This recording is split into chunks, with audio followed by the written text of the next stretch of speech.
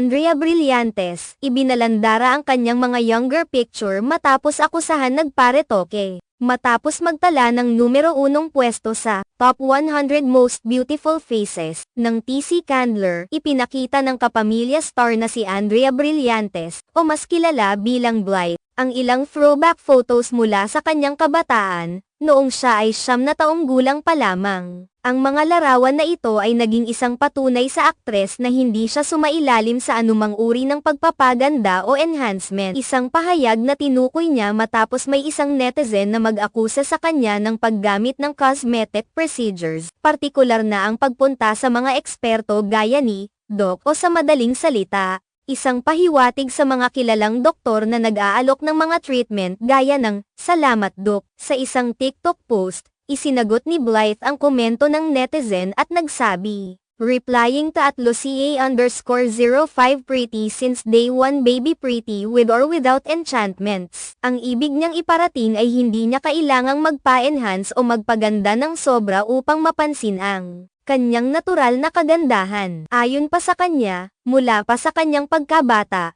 maganda na siya at hindi na kailangan ng anumang artipisyal na pagpapaganda upang patunayan ito. Ang TikTok post na ito ni Andrea ay nakatanggap ng iba't ibang reaksyon mula sa mga netizens. May mga nagsabing hanga sila sa pagiging tapat at natural ng aktres. At marami rin ang nagsabi na hindi na kailangan pang patunayan ni Andrea ang kanyang hitsura dahil kitang-kita naman ang kanyang ganda. Na siya ring dahilan kung bakit siya naging sikat at tinanghal na isa sa mga pinakamagandang mukha sa buong mundo ng TC Candler. Subali, may mga ilang nagkomento din ng iba't ibang opinyon hinggil sa naturang post, at may mga nanatiling kritikal sa kanyang mga pahayag.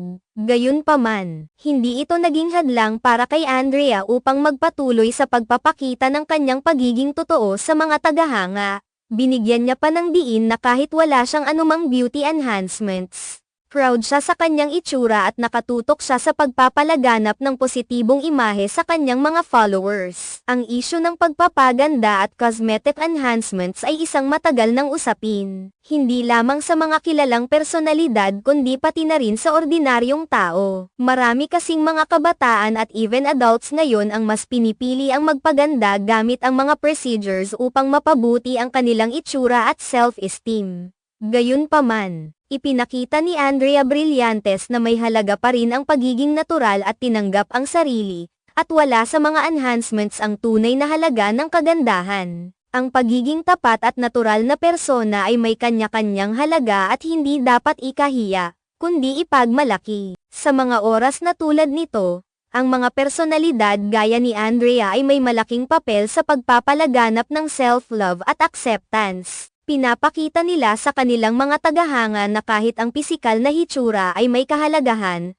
mas mahalaga ang pagiging komportable sa sarili at hindi kumpara sa iba. Ang pagiging natural at hindi umasa sa mga artificial enhancements ay isang mensahe na tila gustong iparating ni Andrea sa kanyang mga taga-subaybay at sa mga kabataan, na dapat nilang pahalagahan ang kanilang sariling kagandahan at hindi masyadong magpapaapekto sa mga pressure mula sa lipunan. Sa kabuuan, ang post ni Andrea Brillantes ay nagsilbing inspirasyon at paalala na sa kabila ng mga paminsang negatibong komento at opinyon ng iba, ang tunay na kagandahan ay nanggagaling sa pagiging tapat sa sarili at sa pagpapahalaga sa sariling hitsura. Ang kanyang mga larawan noong siya ay bata pa ay hindi lamang isang patunay ng kanyang natural na kagandahan kundi isang mensahe ng empowerment para sa lahat ng nais maging komportable at masaya sa kanilang sarili, anuman ang kanilang hitsura.